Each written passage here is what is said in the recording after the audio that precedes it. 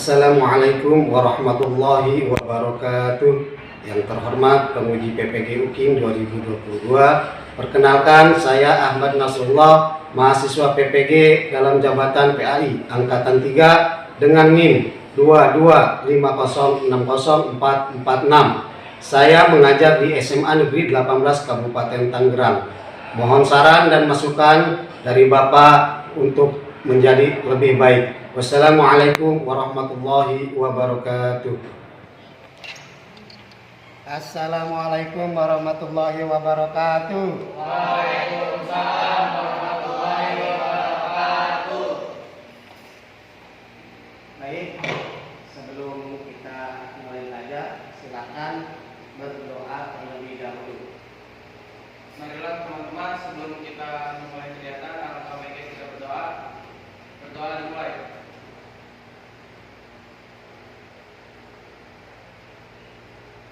Berdoa selesai.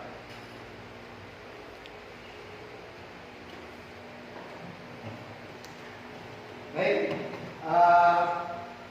alhamdulillah pada kesempatan hari ini, gimana kalian semuanya? Alhamdulillah baik. Alhamdulillah baik. Kita masih bisa melaksanakan aktivitas pembelajaran kita di pagi hari ini. Sebelum kita memulai pembelajaran, Bapak akan absen terlebih dahulu.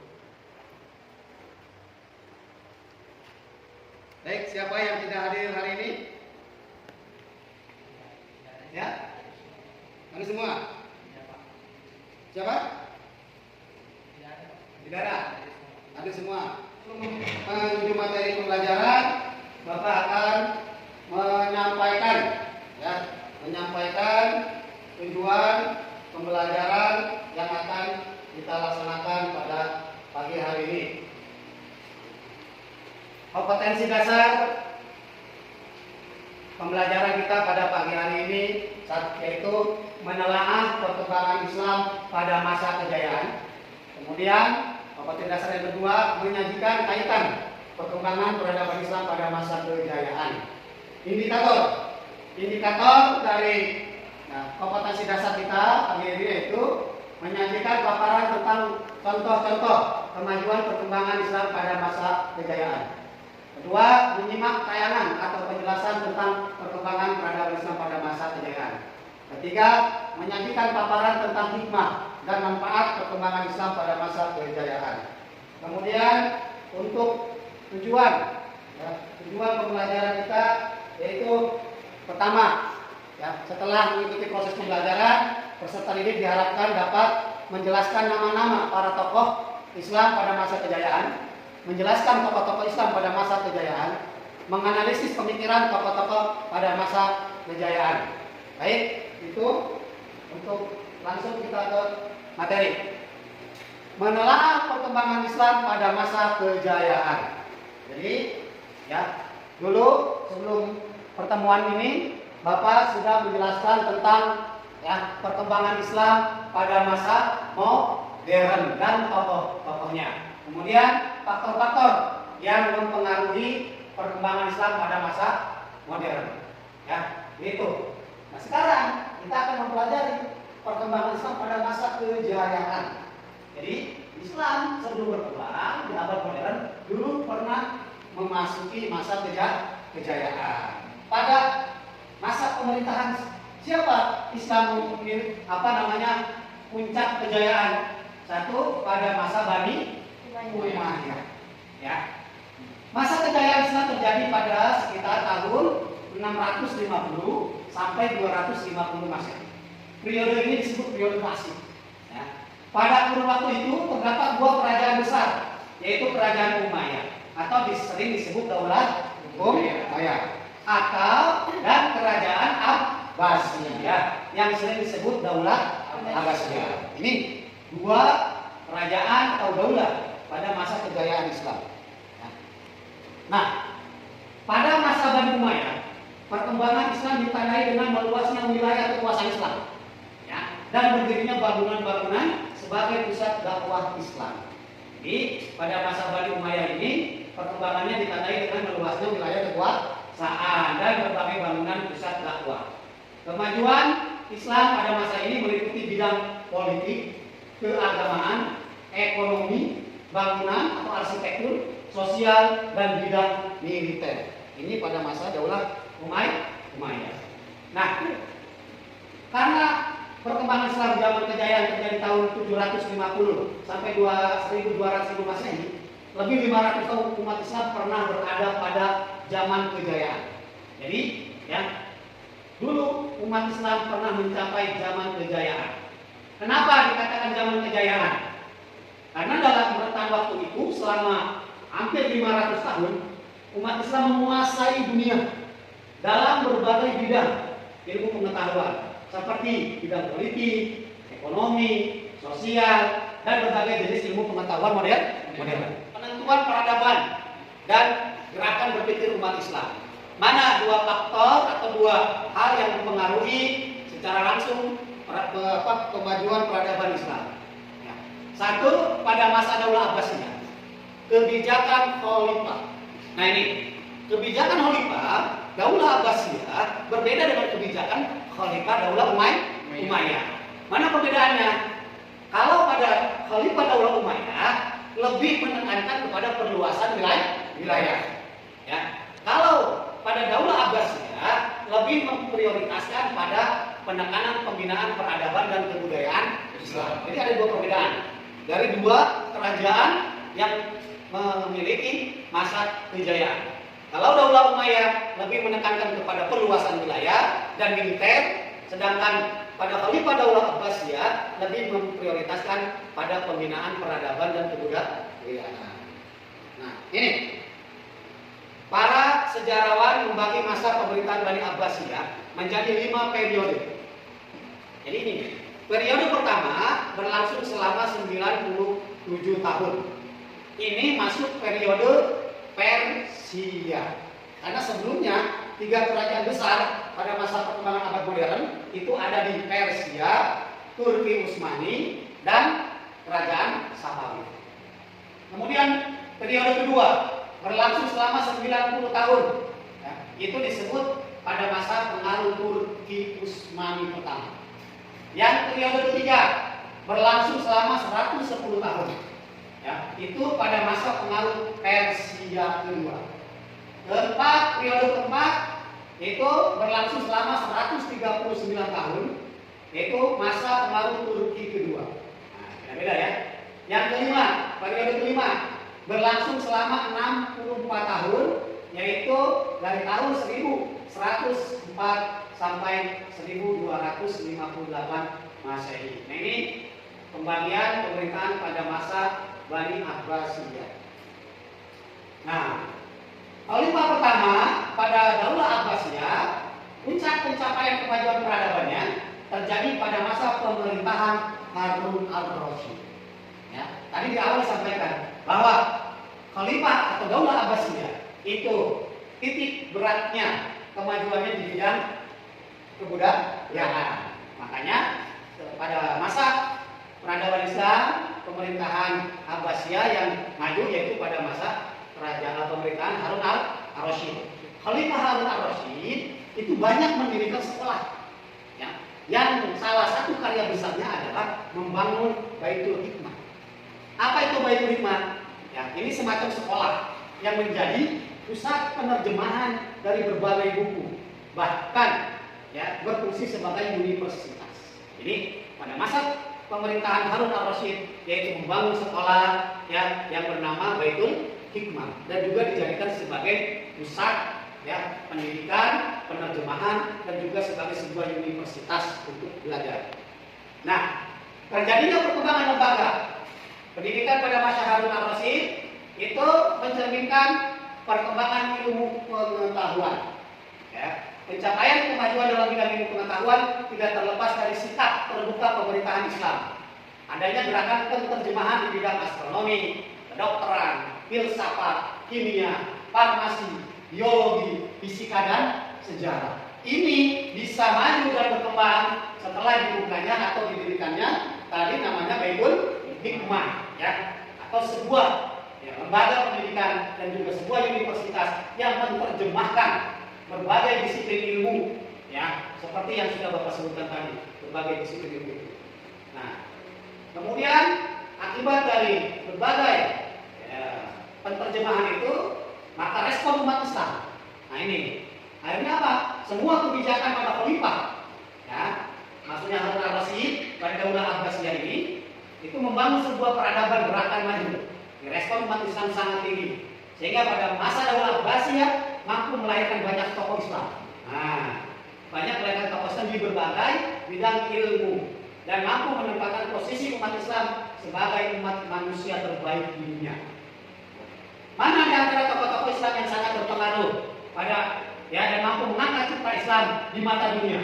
Nah ini tokoh-tokohnya, ya. Intelektual Muslim dibagi ke dalam 4 ilmu pengetahuan. 1 ada di bidang tauhid, 2 di bidang fikih, 3 di bidang akhlak atau tasawuf, dan 4 ilmu pengetahuan. Ini ada semua tokoh itu tersebar di berbagai bidang, ya, ilmuwan. Bidang tauhid, tokoh Islam di bidang tauhid. Apa itu tauhid? Ya, tauhid adalah ilmu yang mempelajari tentang keimanan atau keyakinan atau akidah. Itu ilmu tauhid. Jadi ilmu tauhid itu ilmu yang mempelajari tentang keyakinan, ya, akidah dan keimanan. Siapa tokoh terkenal di bidang tauhid pada masa kejayaan Islam? 1 namanya Abu Hasan al-Asy'ari dan Abu Mansur al-Maturidi. Beliau yang mencetuskan sifat wajib bagi Allah yang 20. Mana yang 20 itu? 1 wujud, dan awadisi, yahu, ilmu, kemudian kalimat. Beliau lah, ya, yang mencetuskan sifat wajib 20, yaitu di bidang tauhid, dan kita sekarang mengikuti, ya, ilmu tauhid beliau. Kedua, tokoh Islam di bidang fikih. Apa itu ilmu fikih? Ilmu yang mempelajari tentang hukum, menyangkut tata cara beribadah dan bermuamalah. Itu fikih. Ya, fikih itu ilmu yang mempelajari tentang hukum, ya, haram, wajib, sunnah, makruh, mubah, itu fikih. Ya, dan bermuamalah. Bermuamalah itu ada transaksi ekonomi, jual beli, pinjam meminjam, perbankan, itu di muamalah, adanya di fikih yang mengatur itu. Operasi juga masuk di sana. Siapa tokoh terkenal di bidang fikih? 1 Imam Maliki, 2 Imam Hanafi, 3 Imam Syafi'i, 4 Imam Hambali. Nah inilah keempat tokoh di bidang ilmu fikih pada masa kejayaan Islam, dan sampai sekarang dijadikan rujukan oleh seluruh umat Islam di dunia. Dan mayoritas fikih yang dipakai di Indonesia bermazhab Imam Syafi'i. Itu di bidang fikih. Ya, beda lagi di negara lain ada yang menggunakan mazhab fikihnya, ada Imam Maliki, Imam Hanafi, Imam Hambali. Tapi kalau di Indonesia dan mayoritas Asia Tenggara dan dunia itu menggunakan mazhab Imam Syafi'i di bidang ilmu fikih. Kemudian siapa lagi tokoh Islam di bidang akhlak? Nah, tokoh Islam di bidang akhlak, tasawuf, itu adalah apa? Tokoh yang melahirkan ilmu akhlak. Apa itu ilmu akhlak? Atau tasawuf? Ilmu yang mempelajari tentang tata cara bersikap dalam kehidupan sehari-hari, itu akhlak. Jadi bagaimana kita mempelajari tata cara bersikap dalam kehidupan sehari-hari, bersikap, bertingkah laku, bertutur kata, itu namanya ilmu akhlak atau tasawuf. Siapa tokoh Islam di bidang tasawuf pada masa Islam kejayaannya? 1 Abdul Qadir al-Jailani, 2 Abu Al-Qasim al-Junaidi bin Muhammad al-Azzaz al-Baghdadi, ya. Kedua Al-Qusairi an-Naisaburi. Nah, tokoh tasawuf yang paling, ya, disegani di seluruh dunia, bahkan sekarang yaitu adalah Tuan Syekh Abdul Qadir Al-Jailani. Beliau tokoh tasawuf dari masa kejayaan sampai sekarang Islam di dunia. Nah, yang keempat, ya, tokoh Islam di bidang pengetahuan. Tokoh-tokoh yang mengetahui Islam pada masa Daulah Abbasiyah, seperti tokoh di bidang kedokteran, matematika, fisika, kimia, astronomi. Nah, satu, tokoh di bidang kedokteran dan filsafat. Siapa di bidang kedokteran? Ibnu Sina. Nah, ini Ibnu Sina. Ibnu Sina ini salah satu tokoh ilmuwan Muslim di bidang kedokteran. Kalau di bidang di Barat itu sebutannya bukan Ibnu Sina. Apa? Avicenna, ya, Avicenna. Kemudian di bidang filsafatnya ada Al-Farabi. Tokoh di bidang filsafat itu Al-Farabi. Yang kedua, di bidang fisika dan astronomi, yaitu Abu Rayhan. Nah, beliau adalah ahli fisika. Kemudian Al-Biruni. Al-Biruni ini adalah tokoh di bidang ilmu astronomi. Ilmu astronomi itu ilmu yang mempelajari tentang alam semesta atau perbintangan astronomi. Ya. Yang ketiga, di bidang kimia, Anda tahu, ya, Islam mempunyai tokoh yang sangat menguasai keilmuannya di dunia pada masa ini. Pada masa kejayaan itu adalah Jabir ibnu Hayyan. Kalau di kita, perkenalnya di Barat, tokoh di bidang kimia siapa? Nggak tahu? Nah, penting kita tahu bahwa di bidang kimia, tokoh Muslim ilmu pengetahuannya adalah Jabir ibnu Hayyan. Ini tokoh di bidang ilmu kimia. Kemudian di bidang matematika, Islam juga mempunyai tokoh yang diakui dunia pada masa kejayaannya. Siapa beliau? Tokoh Islam di bidang matematika, yaitu Al-Khwarizmi. Beliau adalah tokoh Islam di bidang matematika yang menemukan angka 0. Beliau tidak akan ada angka 1, 2, 3 dan seterusnya kalau tidak ada angka 0. Ini beliau yang menemukan. Jadi kalau sekarang ahli-ahli matematika seperti apa? Ahli matematika Pythagoras, ya, itu ilmu dari hitungannya berasal dari Al-Khwarizmi. Ya, itu alasannya. Ya, Al-Khwarizmi itu tokoh ilmuwan Islam di bidang matematika. Dan beliau yang menemukan juga di bidang komputer seperti elektromagnetik.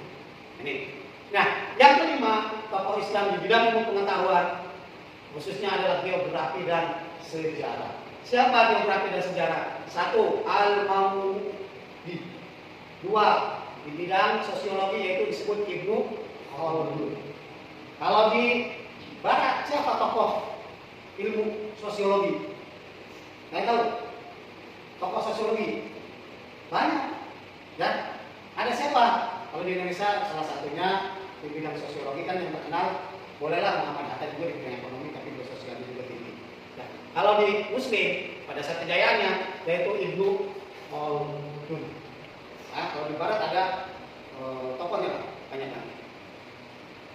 Nah, itulah beberapa tokoh ya Islam yang berada di puncak kejayaannya sekitar 500 tahun pada masa kejayaan, dan semua menguasai di berbagai bidang ilmu, baik kedokteran, fisika, kimia, biologi, geografi, sosiologi dan lain sebagainya. Nah, ya. Jadi nanti kita akan diskusikan ya materi yang tadi sudah disampaikan, yaitu nanti dibagi beberapa kelompok ya. Bagi beberapa kelompok. Jadi yang ini kelompok 1, yang ini kelompok 2 ya.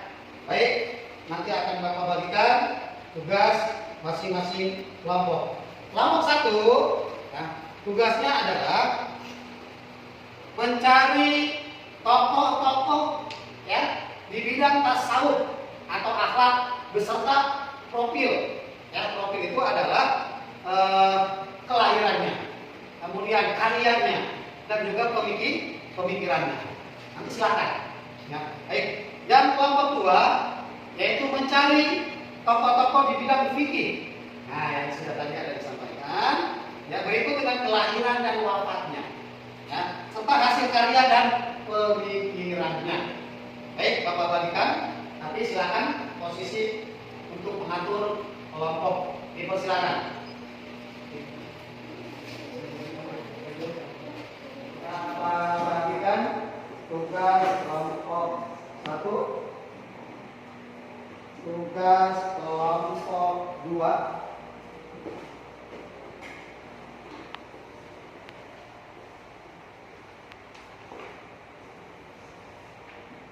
Nah, ini silakan kalian boleh mencari sumber-sumber referensi, ya. Boleh menggunakan HP, boleh memanfaatkan media YouTube untuk mencari materi-materi informasi tugas yang sudah diberikan. Bapak kasih waktu 20 menit untuk mendiskusikan, dan ini boleh dari buku sebagai referensi juga ada, ya. Yang ini sebagai referensi, ya. Kemudian juga dari media YouTube boleh kalian manfaatkan, ya. Baik, silakan untuk berdiskusi.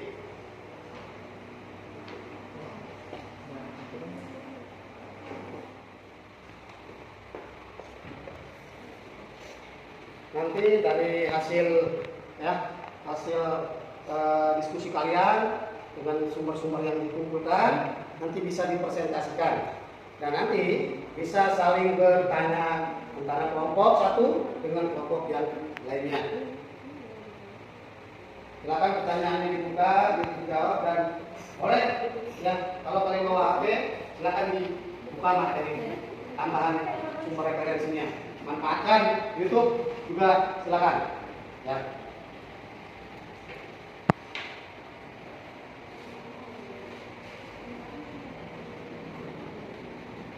Ada buku referensi, kemudian dari media YouTube, HP itu boleh kalian.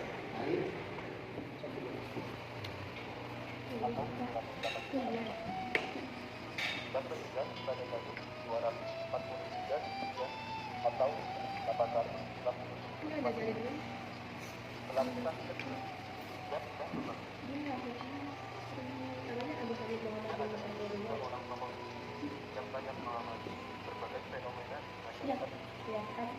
Dalam pandangan, seseorang akan mendapatkan keselamatan akhirat dengan melakukan ketaatan dan ketakwaan serta meneladani pola perilaku Nabi Muhammad Shallallahu Alaihi Wasallam dan jelas dengan ajaran makrifat. Konsep atau ajaran terkait antara lain konsep atau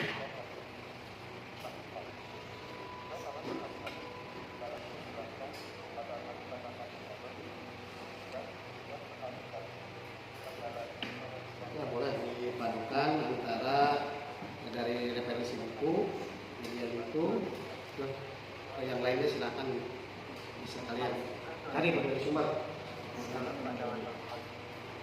yang luas, ya, pemahaman dan referensi. dalam perjalanan seseorang membersihkan dua.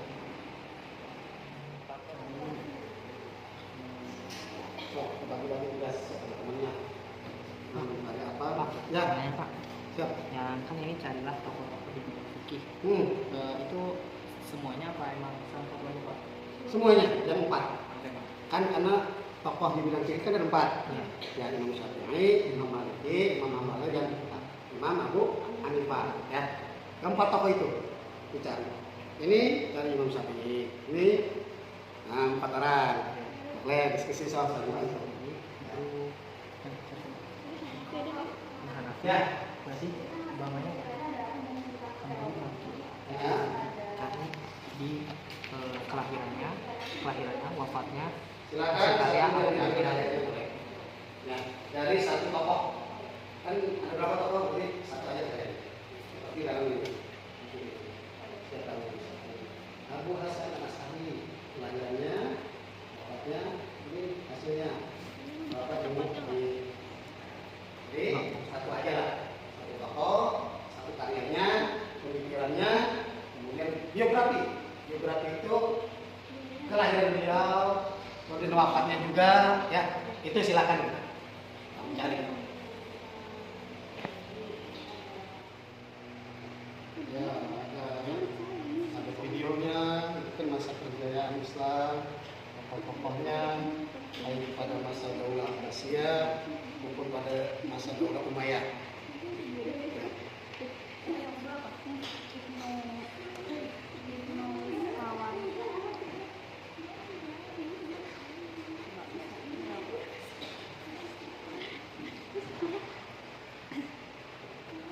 Masih ada waktu 10 menit lagi.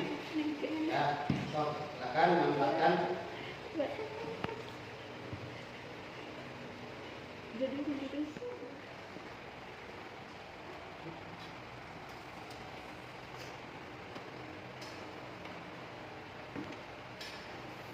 Jadi dengan menggunakan media HP, internet atau YouTube, ya, itu untuk mendapatkan informasi tambahan, ya, informasi tambahan tentang apa yang kalian lagi cari, baik bersifat apa namanya teoritis maupun yang faktual ya. Baik, silakan selesaikan 5 menit lagi. Kemudian masing-masing kelompok berdiskusi perwakilan ke depan, itu bisa saling hal yang ditanyakan oleh ya, diskusi. Silakan untuk kelompok 1 maju mempresentasikan hasil diskusi yang sudah tadi Bapak berikan temanya. Silakan maju ke depan. Kelompok lain nanti bisa ya menyimak dan memperhatikan ya. Ya, perwakilan saja ketuanya ya. 1 orang. Silakan. Yang lain boleh memperhatikan kepada kelompok 1. Ya. Ya. Majunya. Perwakilan. 2 orang. Boleh. Silakan. 2 orang. Kamu 2 orang juga nanti. Silakan dipersiapkan setelah nanti kelompok 1. Silakan di belakangnya diperhatikan.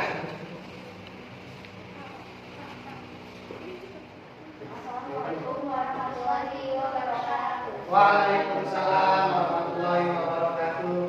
Di sini kami akan menginformasikan tokoh-tokoh di bidang tasawuf atau akhlak. Untuk tokoh yang pertama ada Al-Ghazali atau nama lengkapnya Abu Hanif Muhammad bin Muhammad Al-Ghazali.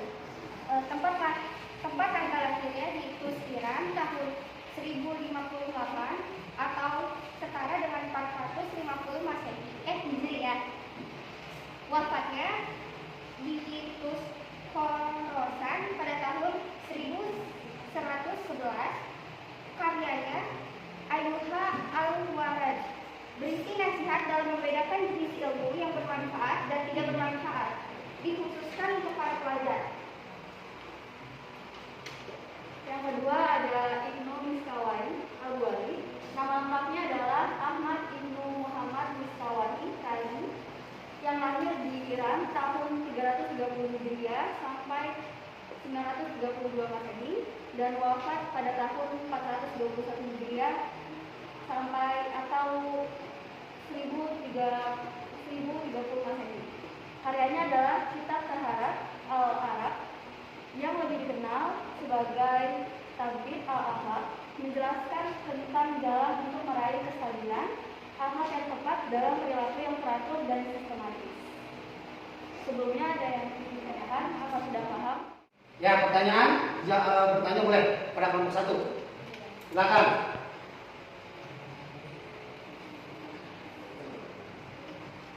Cok, bertanya berdiri.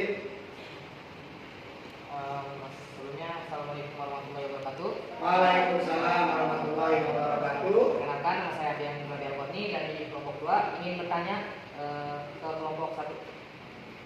Sebutkan siapa aja sih tokoh-tokoh di bidang fikih dan ilmu pengetahuan? Oh baik, kalau saya di bidang ini dan namanya Kalau di bidang fikih itu kayak ada Imam Hanafi, Imam Syafi'i, Imam Maliki. Kalau di bidang untuk di bidang pengetahuan, untuk di kedokteran ada Ibnu Sina, di ilmu matematika ada Al-Hawarizmi, sedangkan di ilmu sosiologi ada Ibnu Khaldun. Ya. Terjawab? Terima kasih. Ya. Baik, tepuk tangan dulu untuk kelompok 1. Selanjutnya, silakan duduk kembali. Sekian presentasi dari kami. Wassalamualaikum warahmatullahi wabarakatuh. Waalaikumsalam warahmatullahi wabarakatuh. Silakan duduk. Baik, untuk perwakilan kelompok 2 untuk mempresentasikan diskusinya. Silakan maju ke depan. Assalamualaikum warahmatullahi wabarakatuh. Waalaikumsalam warahmatullahi wabarakatuh. Perkenalkan, nama saya Abdian Ini dari kelompok 2. Perkenalkan, saya Belisnya dari kelompok 2. Kami ingin mempresentasikan apa yang sudah kami kerjakan tadi. Di tokoh-tokoh di bidang fikih berikut dengan kelahiran dan wafatnya serta hasil karya dan pemikirannya. Yang pertama yaitu ada Imam Syafi'i, lahir 767 Masehi sampai 150 Hijriah, wafat 820 Masehi atau 205 Hijriah. Karyanya yang fenomenal di bidang fikih adalah Kitab Al-Um. Inti pemikirannya pembelaannya yang besar terhadap sunnah Nabi, sehingga beliau digelari Nasirus Sunnah atau pembela sunnah Nabi. Yang selanjutnya ada Abu Hanifah, lahir pada tanggal 5 September 699 Masehi, wafat pada tanggal 14 Juni 767 Masehi. Karyanya yang fenomenal di bidang fikih ada Al-Akhbar, Al-Alim wal Al-Alim. Inti pemikirannya berpikir rasional, positif. Dia tidak hanya melihat dari Al-Quran maupun Sunnah, namun dikombinasikan dengan rasional yang berbentuk kaidah istihsan. Yang ketiga ada Imam Hambali. Ia lahir November 780 Masehi dan wafatnya di 2 Agustus 855 Masehi. Karyanya Kitab Musnad Ahmad dan Kitab Al-Zuhd. Pemikirannya dipengaruhi oleh hadis dan keluasan pengetahuannya tentang hadis. Dan terakhir ada Imam Malik, lahir pada tahun 11 Masehi di Madinah, wafat 795 Masehi di Madinah. Karyanya Al-Muwatta, pemikiran amal perbuatan penduduk Madinah dapat dijadikan hujjah dalam menentukan hukum karena amal perbuatan penduduk sama sesuai dengan pemikiran Rasul. Mungkin dari yang kami presentasikan tadi ada yang ingin ditanyakan? Ya, silakan dari kelompok 1 untuk ada yang ingin bertanya pada kelompok 2. Waalaikumsalam. Saya Dimawati dari kelompok 1 ingin bertanya, pada masa siapa didirikannya lembaga atau sekolah dan sebutkan nama lembaganya? Jawabannya adalah pemerintahan Harun Ar-Rasyid dengan nama itu Al-Hikmah. Mungkin terjawab.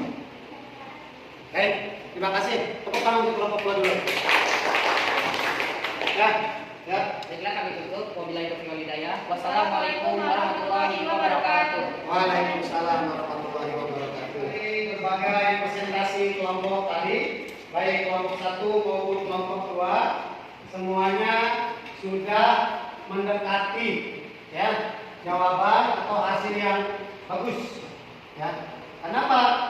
Ini terlihat dari hasil ya kalian mencari informasi baik dari buku ya referensi buku paket ataupun sumber media lain, baik itu dari internet, dari YouTube ya, itu bisa kalian manfaatkan ya. Dan pemikiran dari berbagai tokoh tadi sudah bisa terjawab ya. Sampai di sini ya sudah bisa dipahami materi kita tentang perkembangan Islam pada masa kejayaan. Sudah. Ya, baik kalau memang sudah, coba kita simpulkan ya materi kita yang sudah dibahas tadi.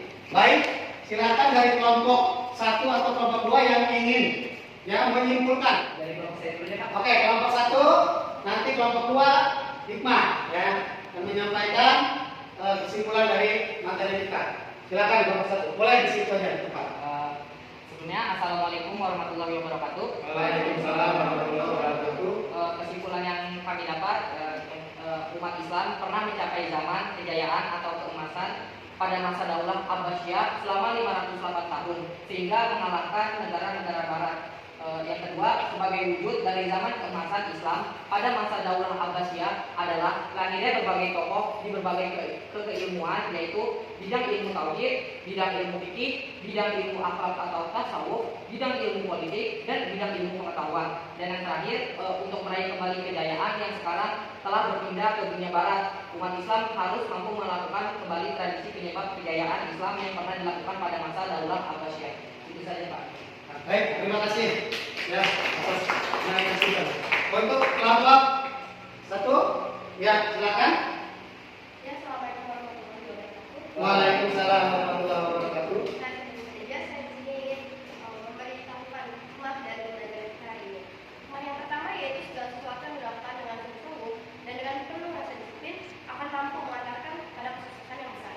Kemudian, dengan semangat membaca, menulis, mencoba dan melakukan kegiatan keilmuan secara menyeluruh akan mampu mengantarkan lahirnya umat Islam yang lahir, kuat, dan terangkat posisinya pada derajat yang terhormat.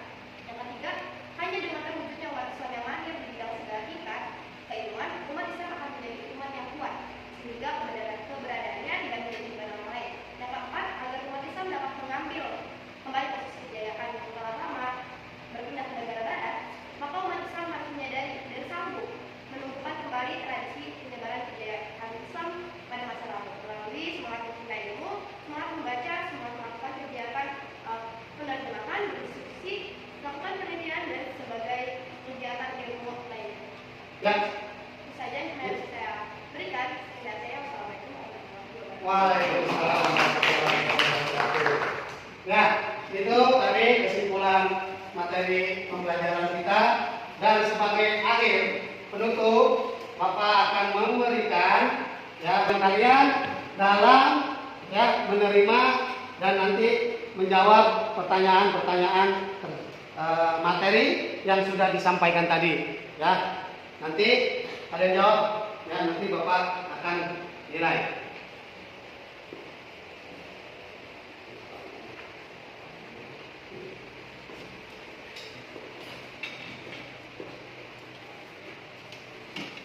Baik, Bapak kasih waktu 10 menit untuk mengerjakan soal.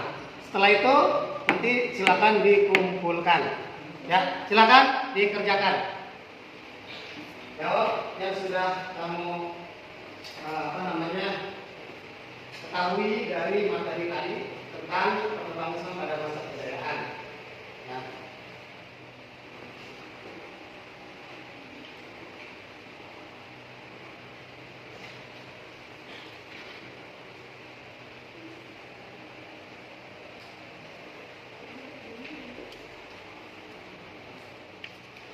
Ya, sudah semuanya? Oke, kalau sudah silakan dikumpulkan. Ya, bawa ke sini ke Bapak dikumpulkan.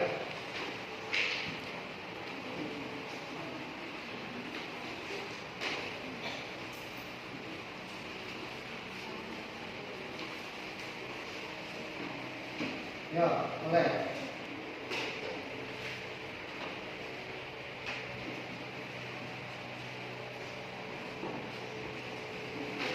Silakan dikumpulkan.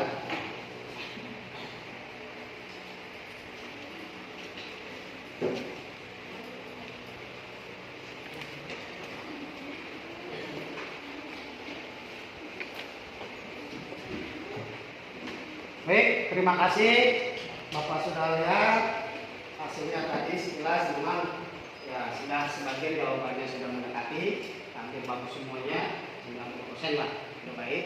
Nah, sebelum itu Bapak ucapkan terima kasih ya, kita sudah bisa melaksanakan pembelajaran hari ini ya, dan insya Allah nanti kita akan bertemu di pertemuan minggu yang akan datang.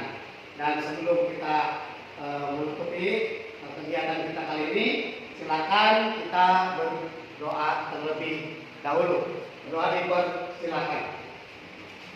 Marilah teman-teman sebelum kita mengakhiri kegiatan kali ini berdoa, tundukkan kepala, berdoa dimulai.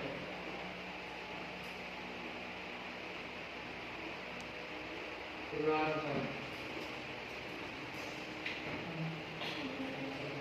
Salam. Assalamualaikum warahmatullahi wabarakatuh. Waalaikumsalam warahmatullahi wabarakatuh. Baik, terima kasih. Kalian langsung pulang ke rumah, ya. Tidak mampir kemana-mana, jaga kesehatan, dan mudah-mudahan kita diberikan keselamatan Allah Subhanahu Wa Taala. Baik, dipersilahkan.